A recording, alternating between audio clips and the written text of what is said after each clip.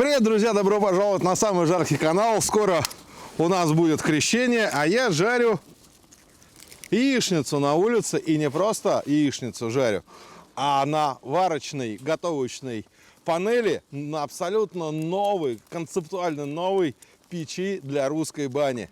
Пока яишенка у нас запекается, давайте посмотрим, что это такое, что это за печь и на что она способна. Все, что вы видите, это уже готовая печь, то есть ничего лишнего здесь не будет, кроме как облицовки. Обращаю ваше внимание на следующее, что здесь высота у печи, видите, как задрана, на 30 сантиметров. Но в финальной версии здесь будет где-то сантиметров 40, этому есть объяснение. Помимо этого, здесь внутренняя закрытая каменка очень большого объема, поверьте мне, очень большого объема, и она греется со всех 6 сторон. Заглядываем в каменку, видите, там уже камни уложены. Она отдельно прикручена, потому что внешняя часть это черный металл, внутри нержавеющая сталь. Ну а теперь настало время показать всю красоту с передней ее части. Ребята, посмотрите, какое огромное стекло. Обратите внимание, как уложены дрова. Дрова уложены не вглубь, а вдоль. Это большой камин, который будет находиться у вас в комнате отдыха, причем на высоте примерно 40 сантиметров. По сути дела, это и есть камин, совмещенный с банной печью.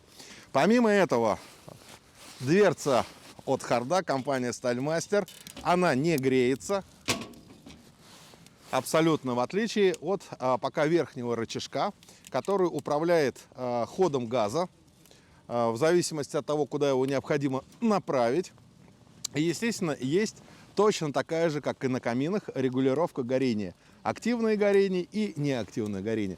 Что же вы получаете у себя в бане? Вы у себя в бане получаете всю красоту горящего пламени. Вы видите настоящее, по-настоящему большое стекло с большим огнем. Обращаю внимание, это камин. Но внутри парной у вас будет по-настоящему закрытая каменка. Огонь имеет достаточно сложную форму изгибов внутренних дымовых каналов у печи. Соответственно, передает всю энергию каменки и уходит уже непосредственно в дымоход.